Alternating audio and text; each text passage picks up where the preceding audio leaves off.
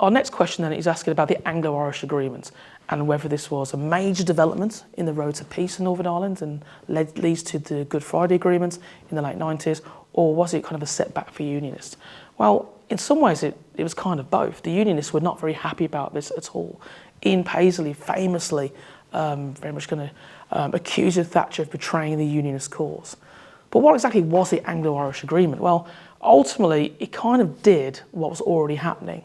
So basically it allowed the Irish government to have a consultative mechanism or say in the running of Northern Ireland affairs. Also in codified, enhanced security arrangements across the border as well. So Thatcher didn't necessarily give away anything that she wasn't already interested in doing already. And again, it goes to that security being at the heart of her approach.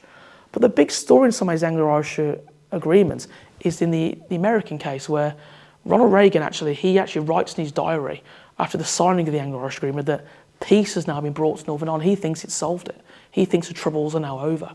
So Reagan's convinced that Thatcher's done it, that she's solved it.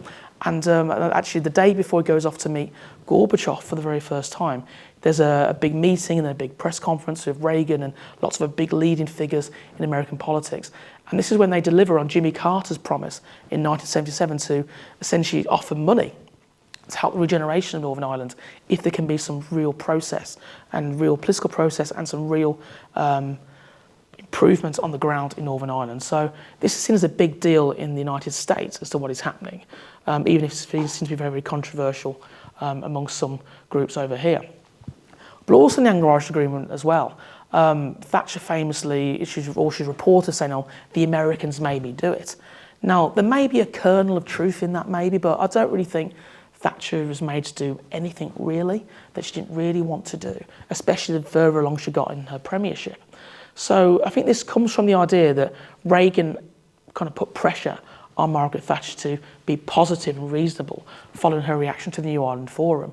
But if you actually look at the documents, what really happened was, when Thatcher goes and meets Reagan in December of 1984 in Camp David, they have a very, very long meeting discussing all sorts of things, mostly about the Cold War, Gorbachev, Strategic Defence Initiative and so on. And a tiny little sliver of this meeting is talking about Ireland. And Reagan basically produces a letter and says to Margaret Thatcher, I've been asked to hand over a letter to you from Tip O'Neill asking you to be reasonable in your approach to Northern Ireland. And so now I can say I've done this. And she says, yes, I am on very good terms with Garret Fitzgerald, the Irish Taoiseach. So Reagan then goes back to Tip O'Neill and says, I've raised it with Margaret Thatcher. But all he did is basically pass on a letter and a message. But he didn't really interfere or try and convince her either way. So I think the idea that the Americans made her do it, a bit of a political expediency happening here where maybe Thatcher's looking for some political cover if she thinks some people are very unhappy with a particular policy, based on the fact that Reagan was almost using his apparent influence on Thatcher over Ireland, Northern Ireland, as a means to get better deals out the US Congress, which of course was controlled by the Democrats, the opposing party.